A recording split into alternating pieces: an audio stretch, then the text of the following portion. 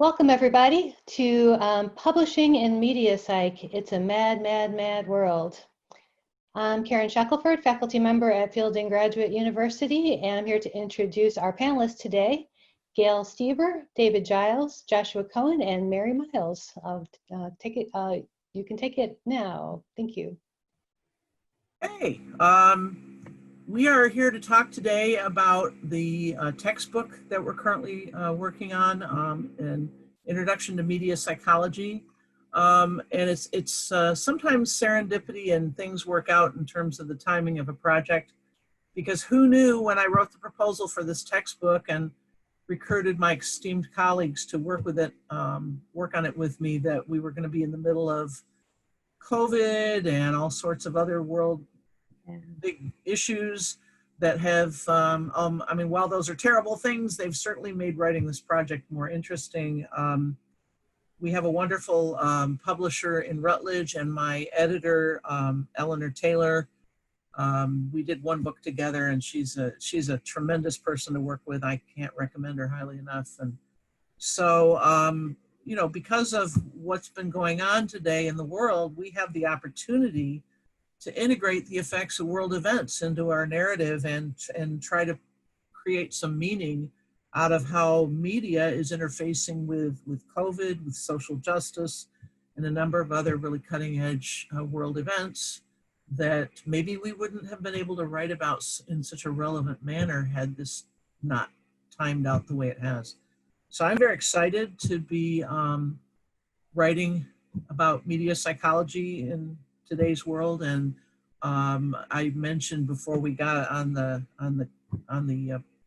webinar that I contacted my colleague David Giles, whose books I have used in my media psych classes for years, to say, you need to update your book. And he said, I have too many other irons in the fire. I can't do it.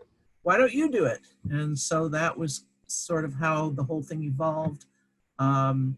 And Josh Cohen is my student from Empire State College who came on here to Fielding and got his MA. And Mary Myers is a, well, I don't know what your title is. I don't know what I am. Yeah, you're at Regent University developing, so that's the team. We're going to start with David is going to talk about his sort of experience in publishing and his information and recommendations. So I'm going to hand it off now to David. Thanks, Gail. Right, now I'm going to do something very ambitious now. I think, anyway, that's going to share my screen with the rest of you. So let's hope this works. So you should at this point see a, hang on, once I get it going, a PowerPoint slideshow. Yeah. Yes. Okay, there we go. Good. Right, so I'm just going to talk over the next 25 minutes about some of the issues to bear in mind. One, if you're interested in putting together a book proposal and pitching it to publishers. And I'll share with you some of my own recent experiences of publishing in the book market. So I wanted to start off by just telling you a little bit about my own publishing history. Now I've written, over the last 2 decades, I've written 5 single author books, in other words, books which are entirely written by myself, a mixture of textbooks and what I would call kind of theoretical or position books. For example, those 2 that I've put on the slide, Illusions of Immortality, a Psychology of Fame and Celebrity. That was my first ever book. And my most recent book, 21st Century Celebrity. So obviously both similar sorts of books. I've also co-authored a textbook, and I'm currently co-authoring another book on studying online interaction. For 16 years now, I've edited an academic journal. In fact, I founded it along with a former colleague, We still edit it along with another colleague. That's going really well. It's with Taylor and Francis US, so it's got an impact factor of 1.8. So we're quite happy with that at the moment. And then just as well as that, I've co-edited a couple of special issues of journals that obviously are not my own journal. So that's just a little bit about me, what I've done. So just starting off then by talking about the publishing process itself, what you would need to do in order to get a book in print and see your name in the headlights. Most academics, of course, publish with the big companies, you know, international companies such as Sage, Taylor and Francis, Palgrave, and so on. And occasionally with smaller independent publishers. I've published with both, so I can talk a little bit about each. But whoever you publish with, you will always start off by putting together a formal proposal. Most publishers have their own pro forma, which which you can download from their website.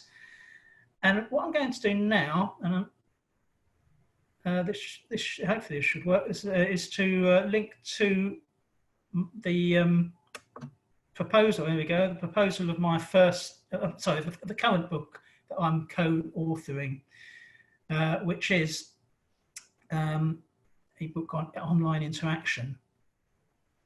So this is with Palgrave Macmillan in Britain, and this is Palgrave's standard form. You can see there who the authors are at the top, myself and two colleagues, one from the UK, one from the Netherlands. We're still seeing your slide. Sorry? We're still seeing. Can you not see the proposal then? Nope. Right, I may need to stop my share then, and okay, I know what to do here, I think. So I'll go back to share screen again, and I choose Word. For some reason, share screen doesn't allow you to toggle between applications for whatever reason. I don't know. Sure. Can you see it now? There you Yes. Yeah. So, okay. So that's the top of the file there. So that's where the author names are, and that's the proposed title: Discursive Psychology, Conversation Analysis, and Mediated Interaction. I think that's changed slightly. I think we changed that to online interaction. So of course, you know, these things aren't set in stone once you get going, and sometimes publishers want you to change the title anyway.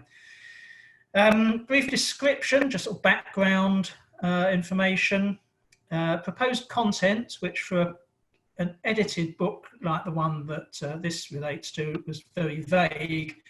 For my own single author texts, I would have a whole list of chapters and quite detailed contents there. But obviously when you're inviting people to contribute the chapters, you can't really be that specific. So you have to give some idea of, broad idea of what you're going to do.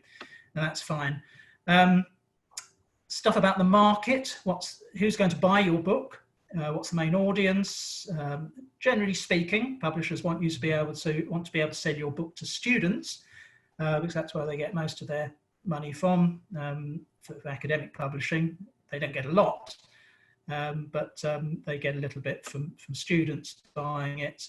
If it's very much a sort of theoretical position type of book, then generally speaking, they would be more interested in it having a kind of broader impact within the field, rather than actually selling a lot.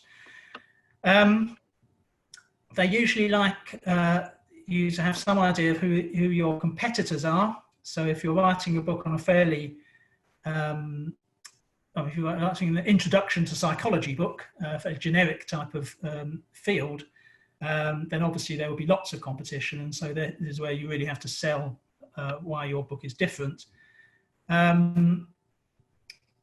Obviously for us, it said therefore there's no direct competitor, because it was very easy, this particular book, to get published for reasons I'll explain a bit later. But one of the reasons why it was easy is because there was actually nothing on the market that was quite like it. Then some additional information: how long is it going to be? And then there's quite a lot of stuff about copyright they want to know about. Book publishers are very sensitive about copyright, much more so than with journal articles. I don't quite know why. Timescale, when do you think you can do it by? Names of experts who can act as peer reviewers. So they actually like to have, I mean, it depends on the publisher. They would usually try and get it reviewed by somebody not on your list, but they like to have some names all the same. Why did you choose to submit to us? I mean, other publishers often say, why you? You know, why should it be you that writes this book? So you have to sell yourself as the author in that respect. And why now? Why is it timely? But why us is another important question. It's a bit like applying for a job, I suppose, in the sense that you know, you have to give a good reason, you know, why you want to go with that particular publisher rather than anyone else. Even if you've been rejected by all the others, you still need to come up with a good reason for them. Right, so I'm going to stop sharing that, and I'm going to go back to sharing the PowerPoint. I'll start it again. Okay, so can you now see the publishing process slide? Yes. Okay. Yes. Right, so you have to think about who you're going to send it to. Sometimes it's not always obvious, especially if in an area like media psychology, which bridges a number of disciplines. You sometimes have to be careful as to which section editor to send it to. Psychology is an obvious one, but communication might be better, or even something like media studies, depending on your content really and your topic. But I'll say a little bit more about that later. The editor then, if they've decided they like the sound of your book, they will then commission some peer reviews based on the names you've given them, and maybe on other names people they know, and that usually guides their decision. You know, if the reviewers come up with a lot of problems, they will be a little bit twitchy about publishing. But generally speaking, on the whole, if you've given them some good names, then there will be at least one good review. So it's not normally that difficult. At the end of the day, though, really these things do very much depend on whether the editor likes the idea. Even if the reviews aren't to their liking, I suppose it's exactly the same with the journal. If the editor wants to publish, they're interested in the topic, then they will try and find reasons to publish it, even if some of the reviews aren't perfect. So then they pitch to senior publishers. If they like that, they have to sell it to their bosses as well, who may say, yeah, we like it, but will this really sell enough copies? Should it have a broader appeal? They often come back with that one. I mean, I've given up on a number of book proposals over the years because the publishers, as I've just said, this is too narrow. We don't just want to sell to final year and postgraduate psychology students. We want to be able to sell to first year undergrads as well, or we want to be able to sell to like, you know, other people on social science courses or health studies or whatever. And you know, so sometimes that's what guides their decision. But if they decide they like it, then they'll offer you a contract. Sometimes they might have some conditions there as well. Sometimes it's just the title. You know, they want you to change the title. And you know, I think I can think of one book where they wanted a different title, and I just didn't want to call it that. I'm going to give you a run through as quickly as I can, really, a couple of case studies of books that I've published recently. So one of those is the one I've just shown you the proposal for, so I won't say too much about that. But the first one is the single author text that I most recently wrote, which was 21st Century Celebrity, very much about how social media and the internet generally has changed the relationship between audiences and celebrities, and has changed the nature of celebrity itself as well to some extent. Now, this book is an interesting case study because I first of all pitched it to Routledge, part of Taylor and Francis, and it didn't work with them. So I revised the proposal and sent it back to them, and when they didn't reply, I sent it to an independent publisher. So this is that particular case, this book. So now I made a big mistake at the outset. I initially wanted this book to be a general non-fiction book, and I wanted it to go on the general market. I didn't really want it to be full of academic references, light on theory, and somewhere along the line I just gave up on that idea. I was even considering self-publishing at one point, and but I had already written a chapter on YouTubers. And when I put together a proposal for the academic market, I sent them that sample chapter because I thought it was quite entertaining, you know, and I thought it might give it the nod at the end of the day if they were interested. But you can see some of the comments that reviewers came up with, even where they were generally keen on the book itself. They said that they just didn't like the chapter. Reviewer one, who was the most critical generally, describes it as not rigorously academic, and that they wouldn't set it for their students. I think that was the book as a whole, to be honest. Reviewer two liked the idea of the book, was very excited about some of the parasocial stuff that I talked about in it. But he said that, I'm saying it's he, I'm guessing who it is. He said the chapter you sent was very disappointing, full of cliches, is overly chatty in style. Reviewer three, who was very positive generally about the book, but he's someone I know quite well, described the chapter as a very useful roadmap, but obviously there's still a but in it. Clearly, even he saw it as just not quite in the right style. Now, that wasn't the only mistake I made. Probably the biggest mistake I made, though, to be honest, was I sent it to Media and Communication editor at Routledge. And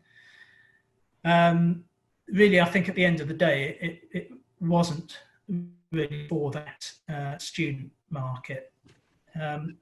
Anyway, just the idea of a timescale that this occupied. After about a month of waiting for a reply from the editor, the person who was covering for them, I hadn't realised that the editor was on maternity leave. She eventually got in touch with me and asked me to suggest some reviewers, which I guess, you know, given the circumstances, it was fine. Sometime later, actually, you can see it's a couple of months later, the actual editor came back off maternity leave and sent me with the reviews. She felt it was interesting, but she had concerns. And I suppose when an editor replies in that fashion, generally you need to have concerns as well, really. So anyway, I quickly revised it. I realised kind of what a mistake I'd made with that sample chapter. I revised it, sent it back to them, and then, as you can see there, 3 months later, I still never heard from them. Now, that's poor editorial practice, but then on the other hand, you know, maybe the editor was I don't know, inconvenienced for some reason. Anyway, after about 3 months, I told them that I was going to send it to another publisher. I never heard back from them then, so I just sent it to another publisher. So I sent it to Emerald, who are this independent publisher from Yorkshire, as it happens. They were quite keen. They said that they would accept the reviews that had already been done, although they were for a previous proposal. I'd revised it and sent it in. So anyway, they considered that to be enough for them to offer me a contract. So I got a contract after that. So as I say, what went wrong there? Firstly, the sample chapter. If you're going to send a sample chapter, make sure the rest of the book is going to be similar. I just don't know why I sent it, really, looking back on it now. Yeah, so if you are going to send a sample chapter, and sometimes they ask for it, it's much less common with an academic book, especially a textbook, although this wasn't really a textbook. So I suppose in a sense it made more sense. I mean, I did actually send a different sample chapter with the revised proposal, which was chapter 1, which I think is also probably a better idea. You need to have a convincing argument. I think my original argument perhaps wasn't very convincing. Reviewer 1, who was clearly from the media and cultural studies field, didn't like the idea. They felt that I was overstating the case about the impact of social media. And there was quite a common line, I think, in cultural studies, and possibly still is, I don't know, certainly a few years ago, that they didn't like it if people said too much had changed with social media and with the internet and digital media. I think they tend to feel that it's technologically deterministic. And that's clearly what the reviewer thought of my argument. Reviewer 2 kind of liked the argument, but felt that the chapters could be rearranged to build a stronger case. So that really it's kind of a narrative flow of your chapters has to be convincing.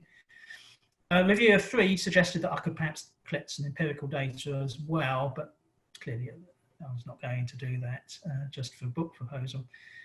And then the third one, and probably the biggest problem, was that because I sent it to media and cultural studies section editor, they wanted to see stuff in it that media and cultural studies students would expect to see. And I thought it was a bit of an off-cuff comment, nothing on issues of race, sexuality, and so on. But at the same time, I suppose what they mean is that these are the hot topics in media studies at the moment, and it didn't really engage directly with those. And when I revised the proposal, I didn't actually tackle all these concerns. For example, I said with some of the issues such as race and sexuality,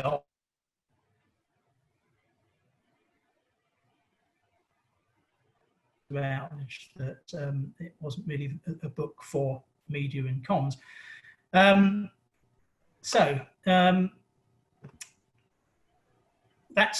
was my first book. Sorry, the first case study I was going to talk about. The second case study was the textbook not textbook, it's an edited book that I'm a co-author of. And this was a completely different story. It got through very quickly. From 30th of August, we sent the proposal, and we had a contract by the 11th of November. So that's within 3 months, which I would say is very quick. But there's a reason for that, as I'll explain. It was effectively an inside job. So we were slotting into a series that was already running by Palgrave on discursive psychology. And actually one of the series editors approached us in the first place, knowing of our work on online media and discursive psychology. But, it's not just a case of that. Also, we'd all published in the area, so that also helps if you've got a publishing track record in the area topic that the book is on. We also identified the gap in the book market, as I mentioned earlier when I was going through the proposal. Also with an edited book, generally speaking, I suppose if you're just doing a cold call on this, if it wasn't part of a series like this was, and perhaps the editors didn't know who you were, then you might want to get some written evidence from the contributors that they're prepared to contribute a chapter to your book. So you might want to kind of already get together your panel, as it were, and and approach people beforehand and say, could you just drop me an email to say, yes, I'd be happy to contribute a chapter, and then include the emails in your proposal. So that sort of thing would definitely give your book a good chance of being published. Again, I mentioned before, it was quite a niche topic, not a lot of publishing on it, and the people they got to review it were probably people who already recognised our names from papers that we've published in the area. But it does depend on what the editor wants to do, and the editor might send it out to people who aren't familiar with your work and who are, kind of baffled by what you're doing, which might not help. One or two other issues to consider then. As I say, for a publisher to agree to propose to offer you a contract doesn't necessarily mean that they like everything that's in your proposal, and sometimes they may want to tinker with it, the shape of the book. But even once the book's up and running, publishers often, particularly the big publishers, they often want to keep the peer reviewers on board. And I've written books in the past which have had almost every chapter peer reviewed as it's been written. That seemed a little heavy-handed at the time, but I think it depends on the scope of the project. One book that I wrote, which is a psychology research methods book, they wanted, and it also covered quite a lot of different methods, they wanted almost every chapter to have a review from somebody. And then usually they will get somebody to review the full draft at the end of the day. And they may even ask them to provide a little comment for the dust jacket, which is often quite nice. Like I say, titles are sometimes disputed. And then, of course, there's the issue of the cover image. Very often the images they want you to use for the cover are nothing like what you'd envisaged. They've got somebody who they think is a graphics whiz in the publishing company, and they've just come up with a really stereotypical image, which gives you completely the wrong idea for what you're trying to do. I had quite a lot of negotiation over 21st century celebrity, but not as much negotiation as I had with the proofreading process, the copy editing process. This has become a real problem in academic publishing in the last few years.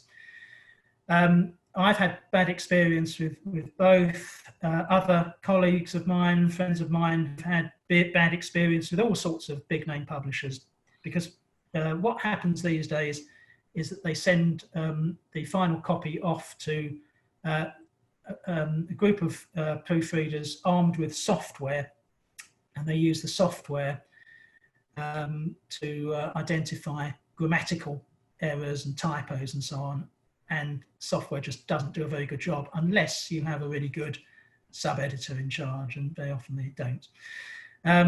It ended up with a ridiculous situation where I had to insist that the publishers did these in-house and they didn't send it out to a cheap copy editing agency. I had to do my own index, which I have done before, so it wasn't too big a problem.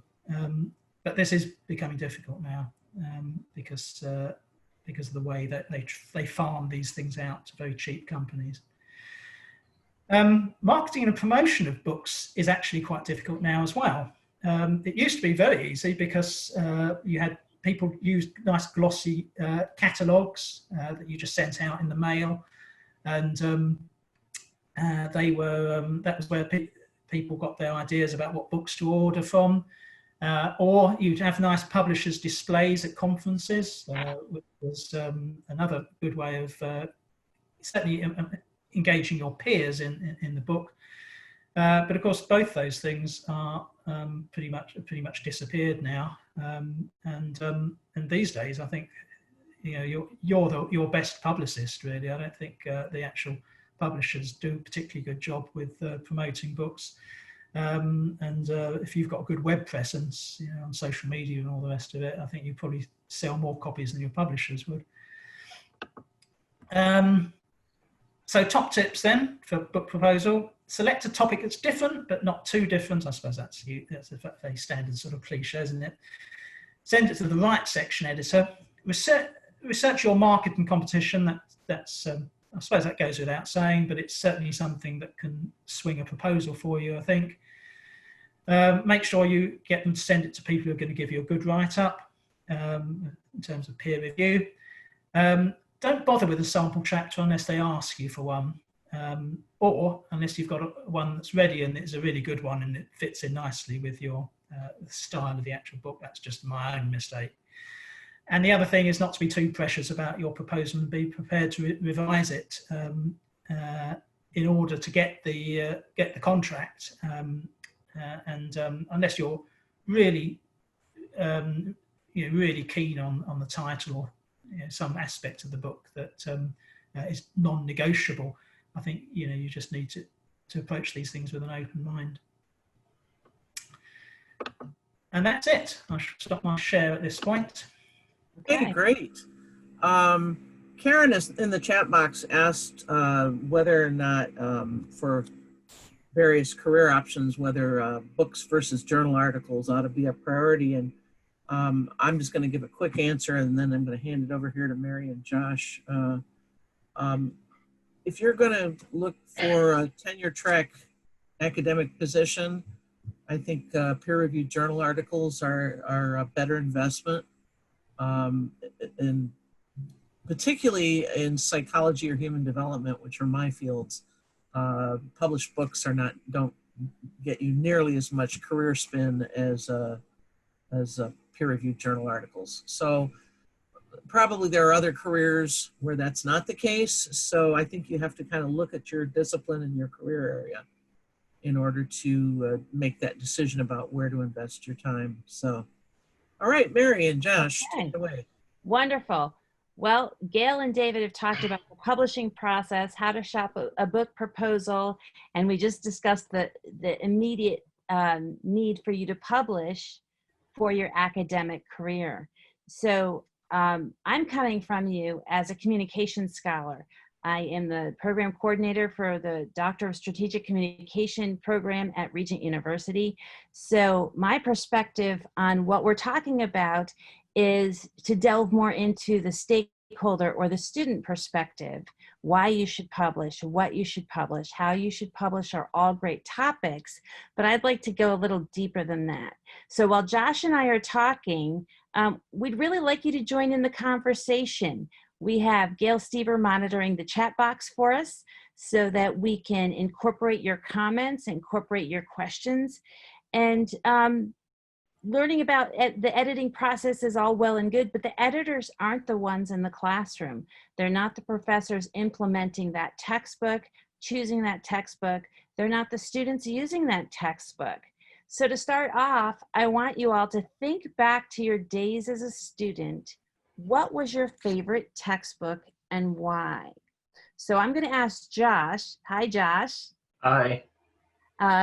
What was your favorite textbook and why?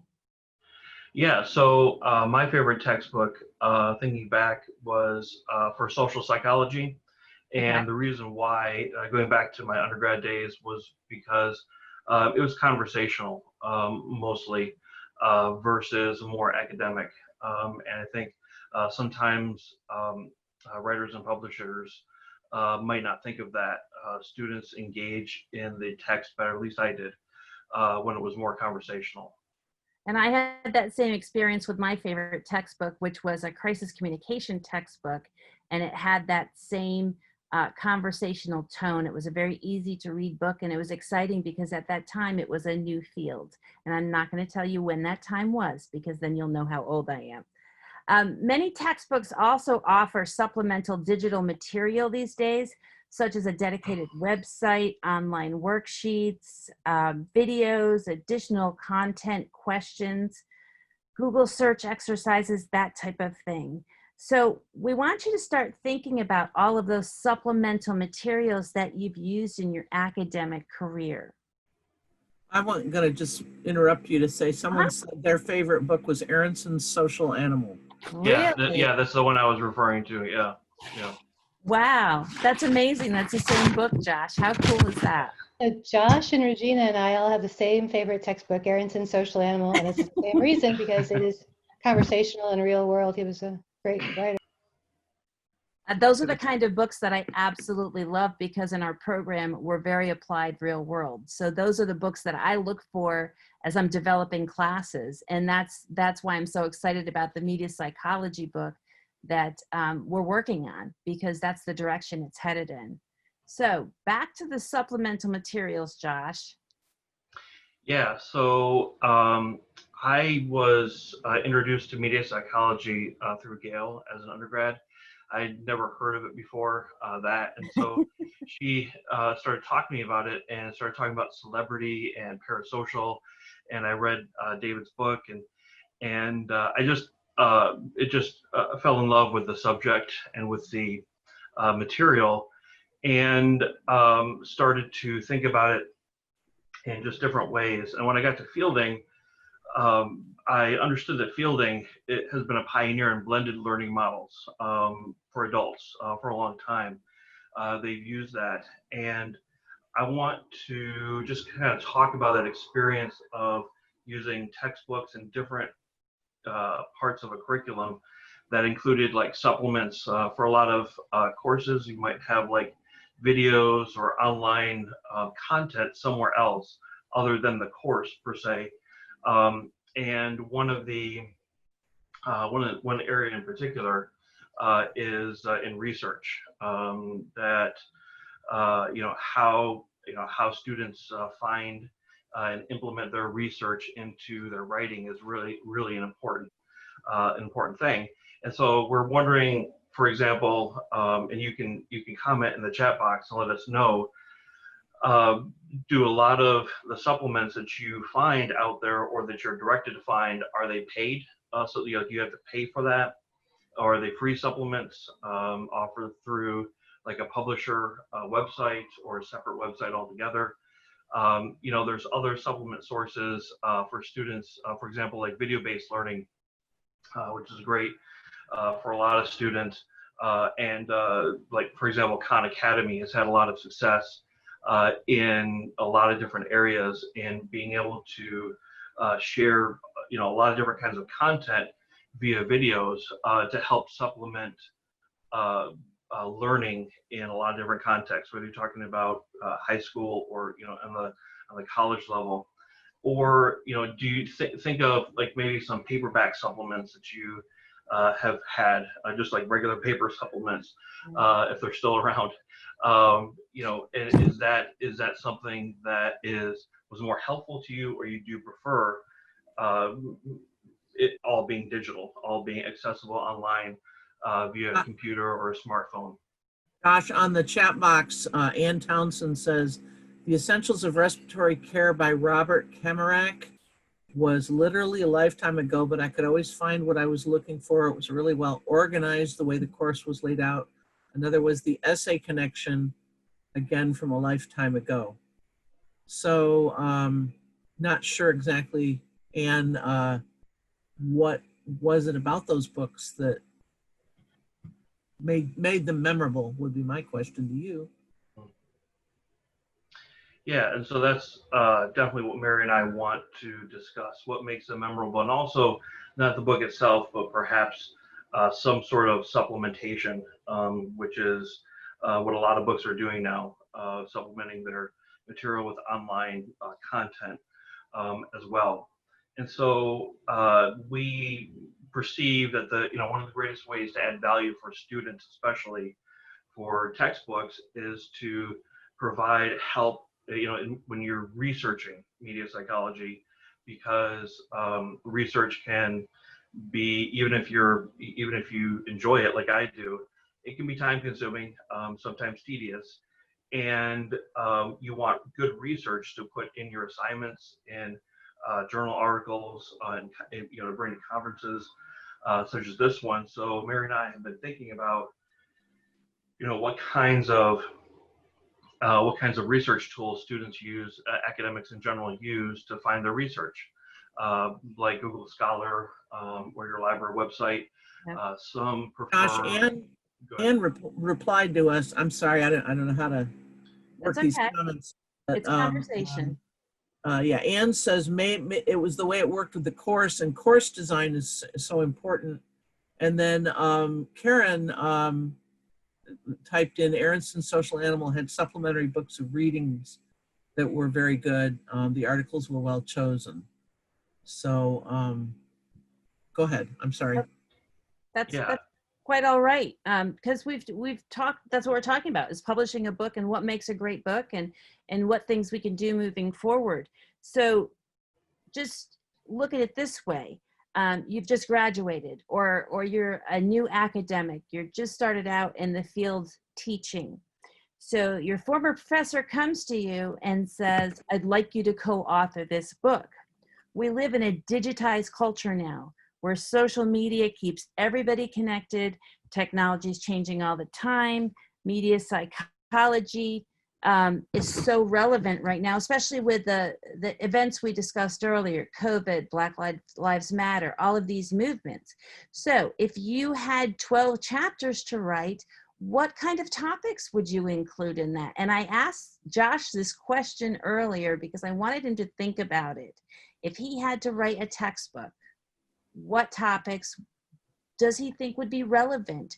Or even those of the audience, the attendees that are listening, what topics would be relevant today that maybe weren't relevant in January?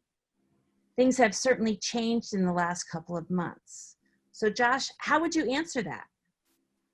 Yeah, so there's definitely a wide breadth of topics, as we've seen in the symposium, right? So there's just a lot of things you could mention. One thing that comes to mind is gamification, and taking the game methodology, taking that and applying it to different contexts, such as education, marketing, social marketing, healthcare, advocating for social justice.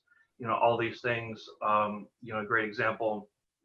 There was a hospital a few years back that did a study that used a gamified app to help children do better in their cancer. They were receiving cancer treatments, and they found that children who logged in and played this game, where they could track their vitals, where they could track, because children sometimes they're hard to corral, in the sense of trying to get them to do everything they should do, and especially with cancer. So they devised this app that they could enter in their vital information, and as they engaged in the app, they would get badges and points and different things. It was gamified. Okay. But when you talk about app, would that be something that would be applicable to a media psychology textbook? Could you create an app specific to that textbook? Would people, I know I have 58 applications on my smartphone. Would people want to add another app to that screen? Let me just interject the comment from Anne that she's interested in the vulnerability of the elderly population, who are split between technology users and not, which means they're also split between connections, even mediated connections with people, any people. That's absolutely Great topic. Yeah. That we want to include. Thank you so much for that, Anne. Yeah, absolutely. And especially as we are continuing in the age of COVID, but as many of you can attest, that older adults have been forced to be confronted with media, to do the most basic things, such as shopping, to see their loved ones and things like that. So that's absolutely an appropriate, especially since we're all moving towards the use of mobile technology. I celebrated my birthday on Wednesday, and I went out to Walt Disney World for the day. I went to the Magic Kingdom, and every restaurant I went to, everything was QR codes. And so you had to use a smartphone, take a picture of the QR code, it triggered a link. And that's how you checked into the restaurant. That's how you pulled up the menu. That's how you paid. So with media psychology, we're moving into the age of mobile technology. How is that going to change? What type of supplements would be used in a textbook? What ideas could be used? If you had to write it and create all these supplements, how could you incorporate that smartphone technology? Yeah, and and Mary, I think that brings up, you know, a broader question about the pros and cons of, you know, a completely digital textbook versus a paper textbook that has maybe that has helps online, that has a dedicated website through either through the publisher or separate website that gives you all sorts of options. For example, we just going back to the gamification here just for a second. Literally on the website, you could have an app creator or some sort of exercise where students could practice. You know, how do you gamify a particular activity, and they can practice doing that. But going back to the Internet of Things, right? So you have QR codes everywhere. You have the, you know, wearable technology. You have, you know, just the internet is really all around us now, and that you know, brings up a few questions. You know, talking about like for a textbook. So for a textbook, would it be helpful to have a paper textbook that had a code in that you could scan your phone and have either the textbook itself or various helps that pop up on your screen? Let me interject here. What do our attendees think? How would they interact technology with a media psychology textbook? Well, Anne has already typed in that she didn't want another app, so there's one feedback, but let's hear from some other people if you want to type in. Yeah. I think it's got to be a good balance between content and bells and whistles. I think if you get too technology oriented and coming back to this topic of the elderly, I think you've got to be sensitive to some technophobia. Oh, definitely. But one person says she loves apps if they're relevant. Another says we use interactive apps with our children's books now and love it. The process is more immersive. And another comment, maybe something compatible with ebooks like Kindles.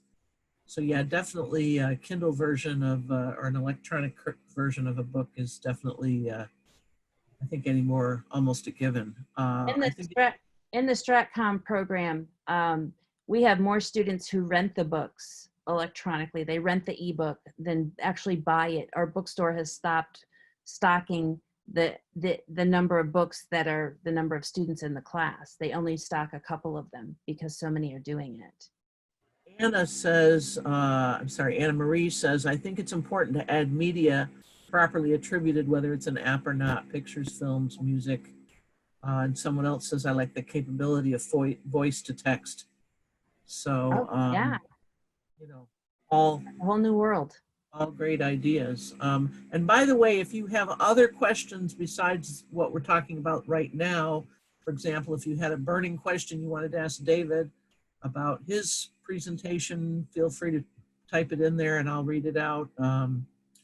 Sort of have this chat box thing we have to deal with here, but that's, so I'm the designated reader here. So if you have questions for anybody, feel free. Don't feel like you can't stray a bit. Go ahead, Mary. So for those of you who are professors, not just graduate students, but those who are actually teaching, what would you like to see in a textbook? What would you like to see in the supplemental material?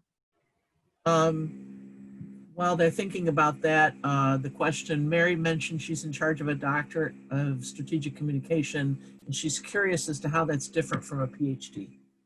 And we can discuss that once the panel is over. My information is located on the virtual media psychology website, and I'd be more than happy to talk to you about that. Really appreciated David's presentation. I've never published, although it was honored to do a chapter review. I wish I'd heard this before that. Oh.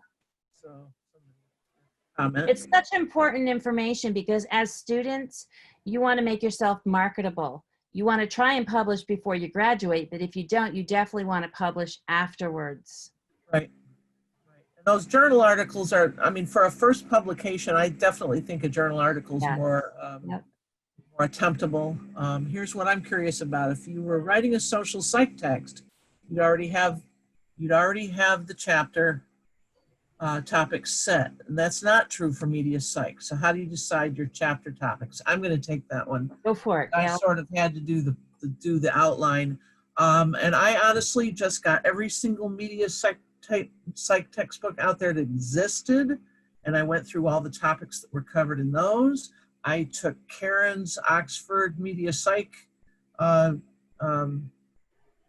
the exact title, but you know what I'm talking about. And I looked at the topic.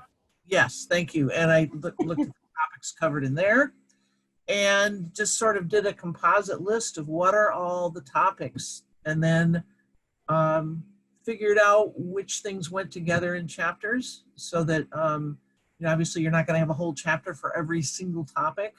So for example, I'm writing right now a chapter on positive psychology and pro-social influences of media. Those two things seem to marry together rather well, and some other decisions. But yeah, it's a process whereby you have to look at both what already has been published, but also what new cutting edge things are, well, like our chapter. What we're talking about, yeah. Yeah, COVID and the media psych in the age of COVID is one of my chapter titles, and that obviously wasn't in the original outline. I took it to the editor and I said, I think we need to do this. And she said, yes, absolutely. So she's smart. Well, she's, you know, I think having a flexible editor, having somebody to work with that's open to these new ideas and doesn't want to act like your original proposal set in stone is really, really important. Because our world has changed. COVID has literally changed every aspect of our world. It's an informational shift in our culture. So question for David, what role does self-publishing play in the publishing journey for so many of us? David, do you want to take that? Well, ultimately, the reason why I chose not to self-publish was because I thought about it and decided it probably wouldn't be a very good idea. I think if we have a look at that sample chapter and the reactions that it got from the reviewers for the book that I eventually wrote, that's probably the sort of reaction the book would have got. And I think this is the problem, that you, especially if you're, I mean, when you're in a field like media psychology, you can't, you know, you've got to be a bit careful because, as I know Gail's written about this in the past, that it's not often looked upon very seriously by psychologists generally as a topic. And so if you write a book that is not really particularly academically rigorous, then you're really setting yourself up for quite a lot of criticism from all sides. Then again, why shouldn't you write a rigorously academic book and self-publish? And in some respects, I suppose it's probably more acceptable now than it might have been 10 years ago, especially because of the way that the whole media has changed, and certainly the way in which, as I mentioned before, it's the way that books are promoted has changed, and that self-promotion of books is probably more effective now than publishers' promotions. So in that case, it probably is a better time to consider self-publishing something. I just think that ultimately a lot of academics will, they look at a book and they think, who's publishing this? Is it published by Sage, Taylor & Francis, etc.? And that sort of thing will mean that they don't ever ask any questions about it. It's, in a sense, those sorts of those names on the book cover are a little bit like a peer review almost. You know, you wouldn't get something past Sage or Taylor & Francis if it wasn't rigorous, you know. So you're taking a big risk self-publishing, I think, in academia, and you just, unless you're already a massive success and you've published loads and you've got an international reputation, you think, well, I've got a big enough following generally in academia not to need a big publisher behind me.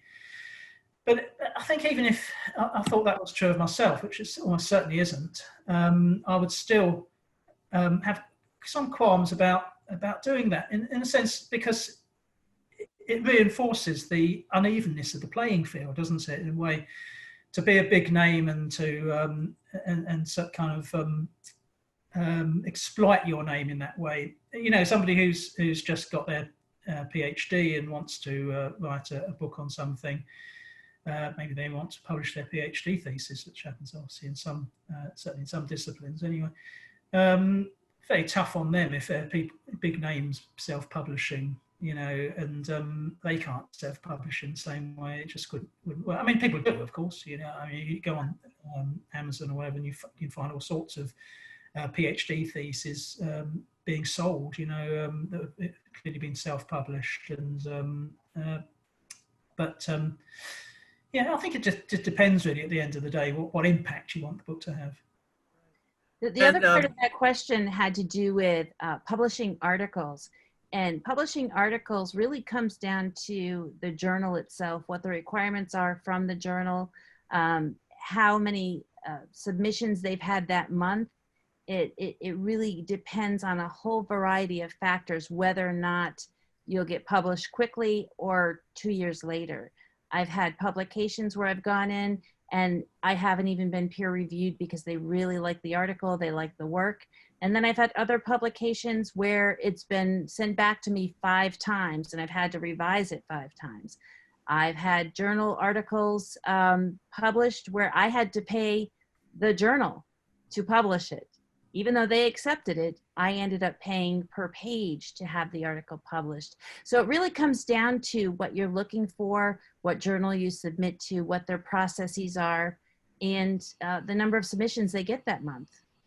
And Karen has asked us to talk about the relative difficulty of journal articles versus books, and it's definitely easier to get a journal article published. Yeah. And one of the things about having a solid article, let's say you've got the article based on your dissertation and you want to publish that. And you send it to a journal and they peer review it and they reject it. Well, you just send it to a different journal. And, you know, some of my, I have one article that's cited a lot right now, and it was at the 3rd journal I submitted it to. Some of it is the article a good fit for the journal you've submitted it to? And as a matter of fact, I had a rather humorous thing where I had submitted an article to the journal Communication Theory, and they came back and said, well, this is really not short. This is too short. This is not developed enough. We want it longer. So I turned around and submitted it to the Journal of Popular Psychology, and they said, no, this is too long. You've got to cut it down to 8 pages and blah, blah, blah. And I couldn't say what I wanted to say in 8 pages. It ended up at Stuart Fishoff's Journal of Media Psychology. He and I worked on it back and forth, and he ended up publishing it. And, you know, it ended up being a great experience, but, you know, 1 or 2 or even 3 no's doesn't mean you're not going to get it published, where a book is a little bit more of an investment. Right. Relationship with an editor or a publisher is a little bit more complex, and I just think I'm glad that I published journal articles first. I guess that's what I'm trying to say. Well, and also too with journal articles, there's a lot of conferences that publish their own journals. So if you can get into a symposium or get into a conference and do a conference presentation, you're much more likely to get into the journal associated with that conference. I know the International Crisis and Risk Communication Conference works that way. BEA, the Broadcast Educators Association, AEJMC, all of the big communication conferences do. So that's another avenue into a publication, is by submitting it to the conference first. Right, I've been in some proceedings. Someone asked about academia.com or researchgate.com. Yeah, at edu. I'm a big fan of ResearchGate. My work got a whole new audience through ResearchGate, above and beyond what it already had, because it simply made the work that I've done more accessible. And I don't think it takes away from it at all. I don't know, others share my. Not at all. But it's just an easy way. I can get on ResearchGate and I can type in David Giles, and there's a whole list of everything he's ever published all in one place. And very often the articles are right there if there aren't copyright issues. And it's just, I think it's a wonderful tool. That's my opinion. And David, what do you think? Absolutely. I mean, I can't understand why people don't do it, although I suspect in many cases it's concern about copyright. I've often wondered about the copyright issue, but I've never had any problems uploading full versions of my papers. Nobody's ever come back to me, and I just can't imagine anyone being that bothered about it, really. I mean, you know, the publishers just don't make enough money from these things, do they? I mean, I think, you know, academic publishing is how they keep going, I don't know. I suppose because they have all this free labour, don't they, from us as peer reviewers and so on. So it doesn't cost them very much.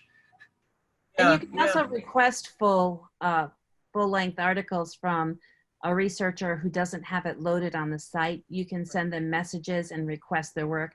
I've done that to Gail on occasion. We've had multiple conversations through the messaging. And that was kind of how we met, to be honest. Yeah. I met Mary on ResearchGate. Yeah. Yep. That was our initial contact. And I flew to New York and went to meet her.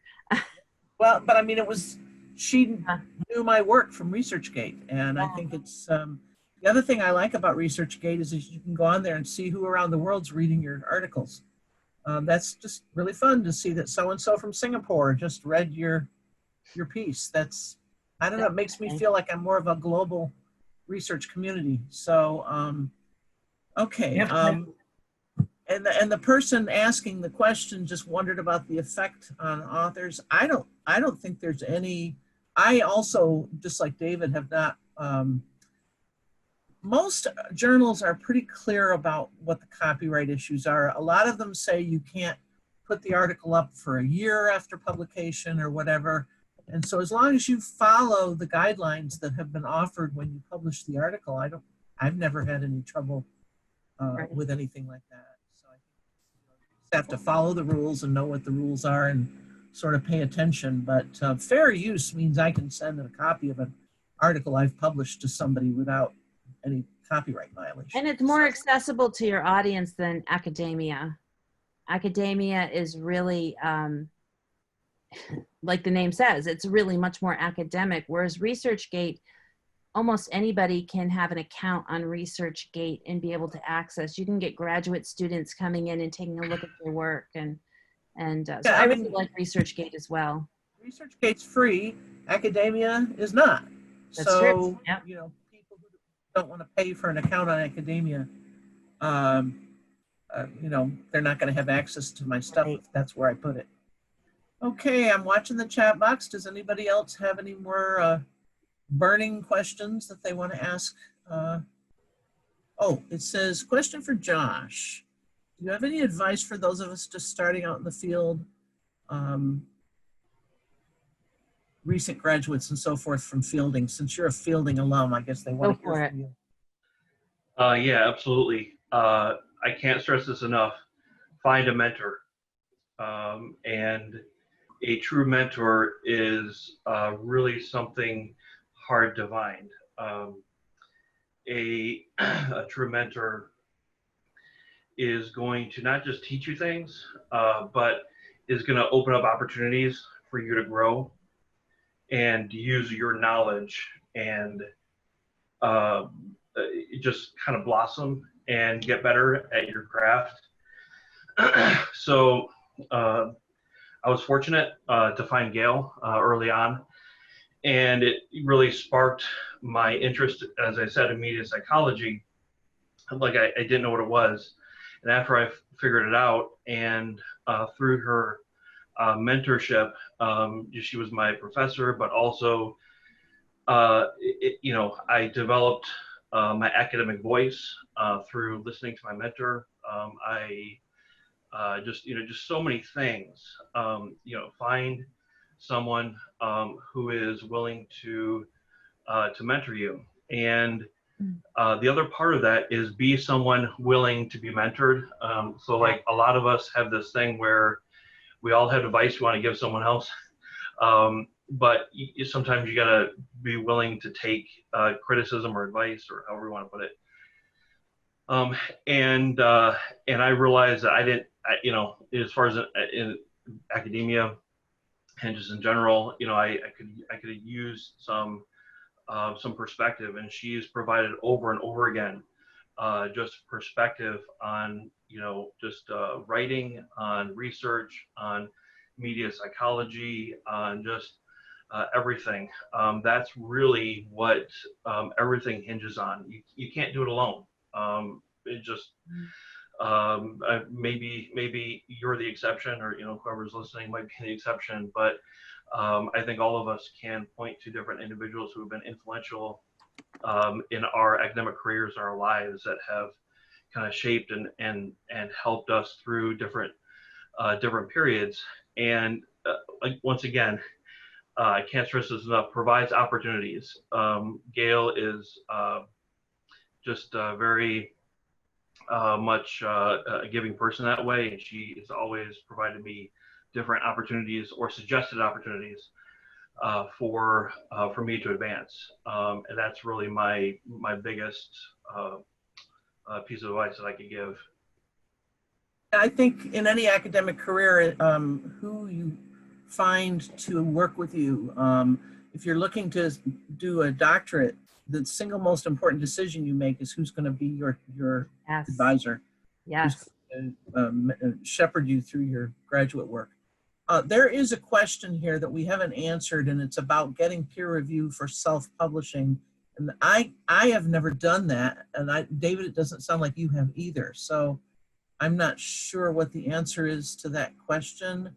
The only thing I could say is maybe just getting an endorsement on the cover from a couple from people who are recognizable experts in the field. But I don't see that there could be a formal way of doing it otherwise. I mean, peer review is something that is orchestrated by publishers or editors, and if you haven't got a publisher or an editor, you're doing it all by yourself, then all you can do is just show through dust jacket endorsements, blurb or whatever, that somebody important in the field has read it. I have to say too, I'm just going to quickly say, one of my mentors in media psychology has been David, because I met him about 15 years ago, and he did a lot of the same kinds of things for me that Josh is saying that I've been able to do, in terms of just suggesting. I have an article I published on celebrity worship that I sent to the journal he recommended, and sure enough, they published it, and I wouldn't have known where to send it. So I think it's really important to make those connections with colleagues, and take their advice, because if they've been around doing this longer than you have, they know. And conference attendance helps. Being able to network with your peers, being able to network with mentors, with leaders in the field, with the current scholars and the past scholars. All of these people can help you on your journey in making you more marketable, and making you a better scholar, and making you a better researcher, and helping you to grow and become a mentor to someone else through your journey. Pay it forward. You've got to pay it forward. So, any more questions? We're getting close to the end here, but we probably could take another question or two if anybody, or does anybody else have something else they want to say? Josh, Mary? Okay, well, I think we really need to cultivate some feedback, because we've given a lot of information about our ideas and our thoughts and our processes, but we haven't heard too much about our attendees, what they think would make great applications for a textbook, great supplemental material. We don't want to type it in the chat box. Feel free to email any of us if you have comments along those lines, because we're happy to hear from people after. I mean, this conversation doesn't have to end with this webinar. Well, it probably won't. Yeah, I mean, it would be great to hear from anybody out there who's interested in this area.